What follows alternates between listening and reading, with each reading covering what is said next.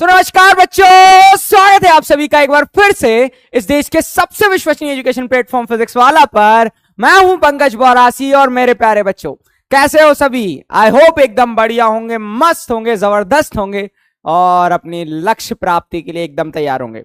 तो बेसिकली दृष्टि सीरीज हमारी चल रही है, दृष्टि बैच हमारा चल रहा है जो हिंदी मीडियम कक्षा 9वीं के लिए है और इसमें मैं चैप्टर नंबर 2 लेकर आया हूं। मैं एक्सपेक्ट करता हूं कि आप सभी ने चैप्टर नंबर 1 देख लिया होगा। अगर नहीं देख रहा है तो जल्दी से जाइए उस चैप्टर को देखिए और मुझे बताइए कि सारे कंसेप्ट्स क्लियर है कि नहीं।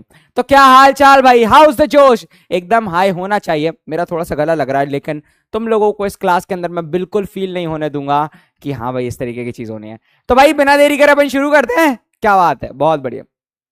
तो सर आज का जो चैप्टर है वो है हमारा, क्या हमारे आसपास के पदार्थ शुद्ध हैं? क्या सच बात है? क्या हमारे आसपास के पदार्थ शुद्ध हैं? चलो भैया देख लेंगे, है ना। क्वेश्चन मार्क भी लगाना बहुत जरूरी था। लेक्चर नंबर 2 होने वाला है दृष्टि बैच का ये। तो बिना देरी कर अपन शुरू करते हैं। जैसे तुम्हें पता है मैं हूं पंकज बौरासी। सबसे पहले हम बात करते हैं कि इस चैप्टर में बेसिकली हम पढ़ने क्या वाले हैं। तो तुम लोगों को लास्ट लेक्चर में या लास्ट चैप्टर के अंदर जो हमारे आसपास के पदार्थ जो चैप्टर था उसमें मैंने द्रव्य का वर्गीकरण बताया था। एक बार फिर से बता देता हूं। बेसिकली वहां पर हमने देखा था कि पदार्थ को हमने 2 तरीके से वर्गीकृत किया था। कितने तरीके से वर्गीकृत किया था? पदार्थ को हमने 2 तरीके से वर्गीकृत किया था। जैसे अगर मैं तुम लोगों को याद कराऊं, पदार्थ का जो वर्गीकरण किया था, पदार्थ जो था या द्रव्य जो था ना, पदार्थ जिसको हमने अंग्रेजी में, हिंदी में हमने एक और शब्द दिया था जिसका नाम था द्रव्य।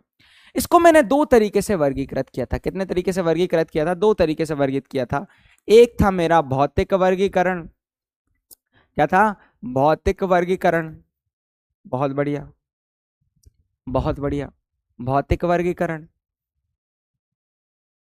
वर्गीकरण ध्यान से सुनना, हौले हौले चीजें समझते चलेंगे। और दूसरा था मेरा रासायनिक वर्गीकरण। क्या था?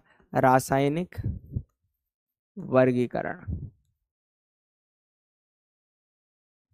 तो एक था मेरा भौतिक वर्गीकरण और दूसरा था मेरा रासायनिक वर्गीकरण। ठीक है। भौतिक वर्गीकरण के अंदर मैंने पदार्थ को 3 भौतिक अवस्थाओं में वर्गीकृत किया था। वैसे चौथी और पांचवी बताई थी लेकिन मुख्यतः 3 थी।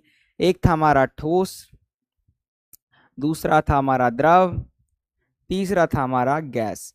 ठीक है। इन्हीं से रिलेटेड पूरा वो चैप्टर था, भौतिक वर्गीकरण से रिलेटेड। तो बेसिकली इसी में हमने देखा था कि ठोस का आकार आयतन निश्चित था, इसका आकार अनिश्चित था लेकिन आयतन निश्चित था, इनका दोनों अनिश्चित था। इनके बारे में अपन ने बहुत डीप में डिस्कशन किया था अच्छे से। जो किस में हमने डिस्कशन किया था?